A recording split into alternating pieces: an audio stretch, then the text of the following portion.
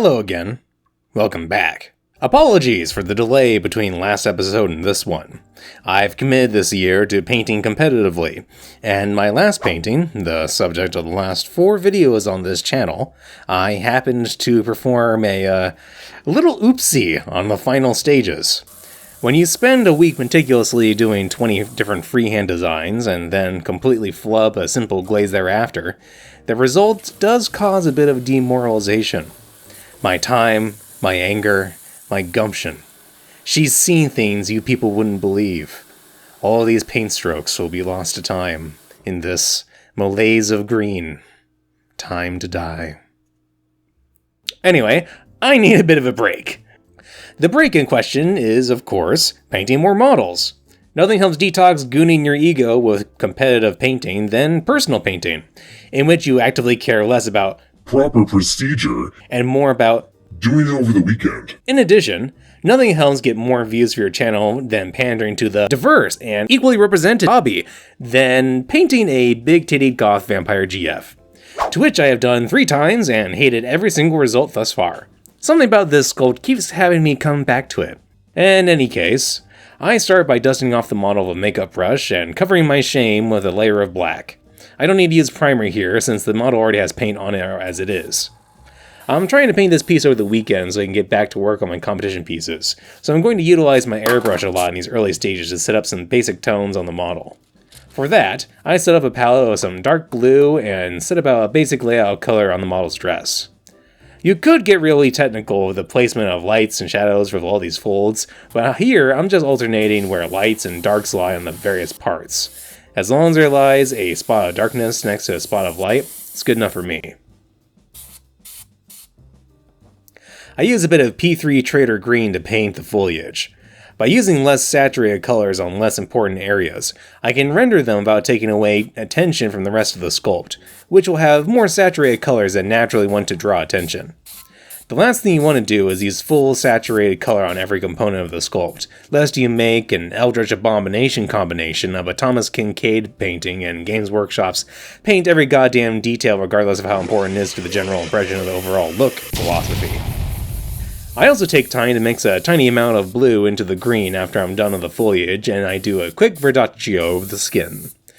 This idea of painting skin tones first with a tonal rendering of greens dates back to the Renaissance, also known as that time period which people learned how to look at things really well. They found that skin had subtle notes of green inside of it, particularly in the shadows of Caucasian skin. Traditionally, this tone was made with a Mars black and yellow ochre mixture, but so long as the green is not too vibrant, it all works out in the end, quite unlike my liberal arts degree. With green and blue set down, I need some extra variety. Since I'm using green and blue, I figured a sort of split complementary scheme of colors will do just fine. In other uses, I'm using some red to paint the rest of the select parts of the model. Sanguine base is a good desaturated red for this, letting me paint the flowers and the souls of the Sims she probably sucked off to get those amazing baps. The main reason I'm going grayish on my tones here is not to commit too hard to any one color before raising their saturation or tonality, both of which will demand more attention, and such things have to be carefully managed on something this large and complex. As a side note, keeping a hairdryer or a heat gun near your painting zone is a godsend for speeding up dry time. Hairdryers spit out much more air, but they cannot heat up as hot, whereas a heat gun is more expensive but it has a much higher temperature range. Of the two, a hairdryer works better for drying purposes, but I believe a heat gun is a better choice for this type of work. The main advantage is that you can control what you get with the heat setting, which allows you to warm resin to a more flexible state for fitting purposes. You can also crank it up to 500 Fahrenheit and use it to threaten models you're frustrated into being easier to paint. I like to think it works. With all the basic colors laid out, I start intensifying the blue in some areas. The goal here is to create a sensation of shining satin fabric by localizing the color to specific sections of each volume, very similar to that of a non-metallic metal effect.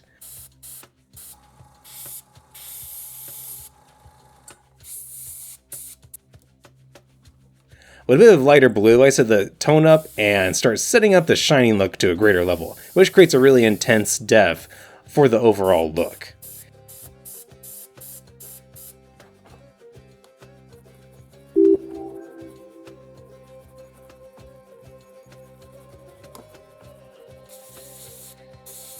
Then I use nearly pure white to create the light spots for the effect.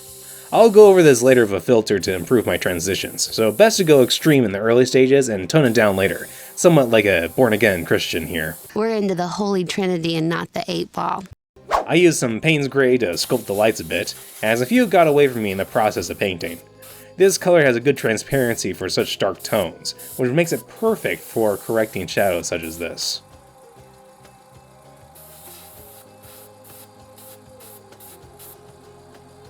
With the blues looking good, I can start thinking of other parts, namely the simpsons and the other red elements.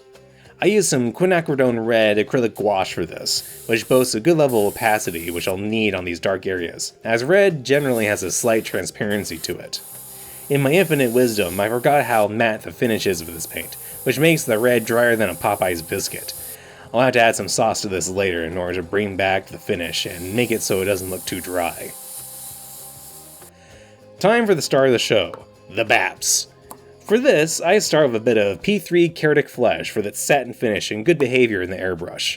These melons will be the focal point of the overall appearance of the model, because let's not kid ourselves for what the sculptor was intending here. I have to paint very thin to keep some of the green present in the flesh, as it adds a very important note that would be missed if painted over. Once there's a sensation of flesh present, I start working up in tonality with some peach skin. When it comes to painting a smooth transition like I'm aiming for here, never fully empty the airbrush when you go to change colors. Mix them together in the cup and you'll get a good mid-tone between the two that can aid in the transition. After that, I can go in with pure peach skin and create the final lights.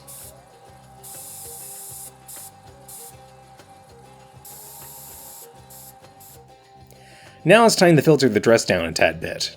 I use Inktense Blue for this, but any blue tone would work. Inks are overall very concentrated colors, so I had to thin this down quite a lot as to not blue myself.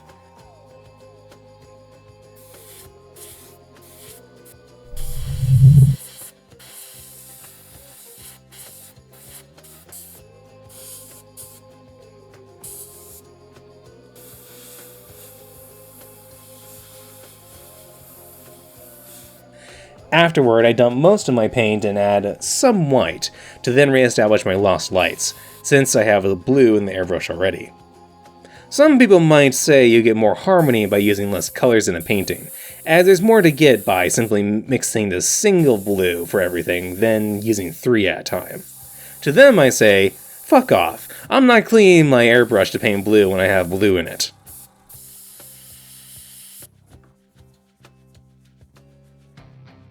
I can enliven the foliage by adding in a little bit of peach skin to the green to enliven it with yellow and white notes, giving more harmony overall to the piece and not pulling too much attention away from everything else by oversaturating the green.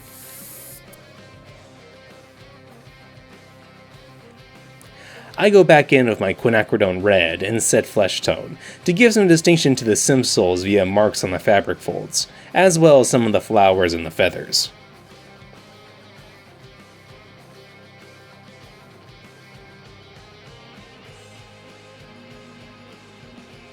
Overall, the piece is looking alright, but it's a bit too sterile with all this airbrushing.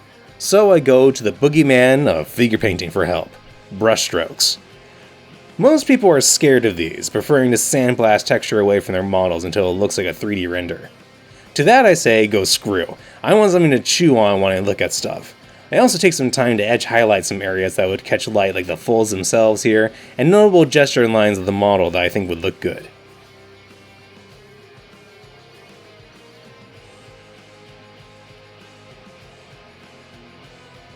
The model's coming along pretty well so far. Most of the supporting elements like the foliage and the dress are good enough so far, but the baps are plastic looking and need some refinement. The first step in doing this is to make them a bit more alive with some needed redness. You can see my work here on flesh in order to understand more of this. For the red, I go in with permanent rose for its good staining power and glazing properties. With a bit of medium, I make a glaze and cover every bit of flesh with a layer of it. The secret to a good glaze, aside from doing your kegels, is to constantly manipulate with a brush until the color goes into the proper recesses and doesn't lie on flat surfaces. You can help the process after you've set everything up by drying it out a bit faster with your said heat gun or hair dryer. The face is obviously a focal area on this model as well. Painting faces is likely deserving of its own video, but for now, the main areas of focus for the frontal light such as this are the zones of the forehead, the cheekbones, the nose bridge, and the chin. I'm not going to bore you with 20 minutes of riveting glazing technique and technical theory about every agonizing brushstroke, so I'll say this much. Do not paint any small details until the large ones are already firmly established. Things like eyes are tempting to paint because the sculpt looks creepy about them, but you'll have to paint around them and limit yourself in expression because of it. The small forms only work if the big forms around them do so too, so wait to paint them until other areas are finished.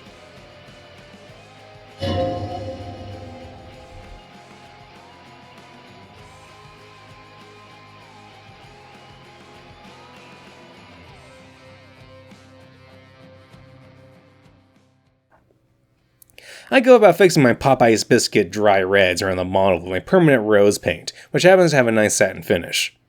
Make sure when you make a new well of wash that you choose a well that has a good amount of dust in it.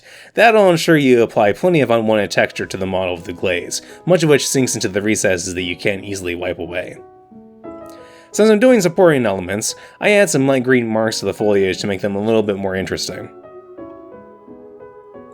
I set my final lights of rindflesh to give the babs a little bit of a nice shine.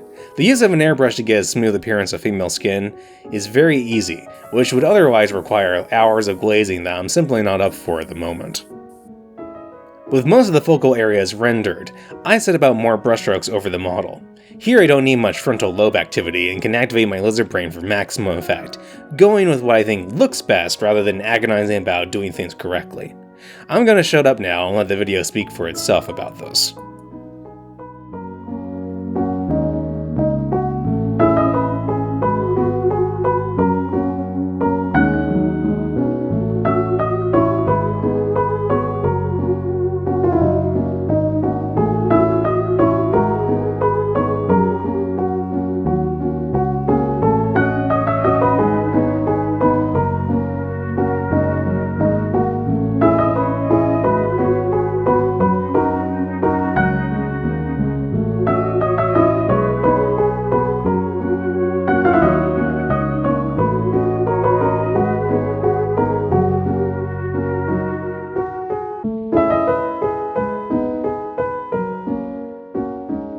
Most of the final stages of the painting are doing agonizing details like the frills of the dress, and various bits and bobs like these buckles. If I were painting this for competition, these buckles would definitely be non-metallic metal, but I can't be bothered to add more paint to my palette right now, and settle for just plain old silver. Areas like these accents are really fun to paint, which, if you didn't understand, fun is actually an acronym dating back all the way to the medieval times, which stands for Frustrating Uncooperative Numbnuts. Today ain't your day, pancakes! They're very fun to film, as you can also see. My advice is to approach from a horizontal angle with the brush and let the details catch the bristles rather than paint head on. The model is pretty much close to done at this point, but it feels inappropriate to have a goth vampire like this be too innocent looking. There has to be the sensation that she's at least curious about CBT, so I'm opting for some blood in the cleavage here, like she just got done sucking off someone. For this, I opted for some Tamiya Clear Red, an alcohol-based paint that has a strong shine and transparency.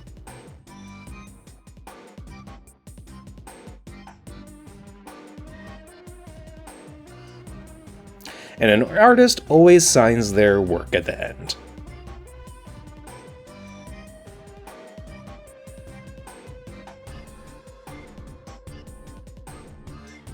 Overall, I'm pretty happy about how this piece turned out. The colors are quite vibrant where they count, but not too garish and overwhelming. The skin contrasts the satin finish of the rest of the model well, and it has a good appearance from a ways away.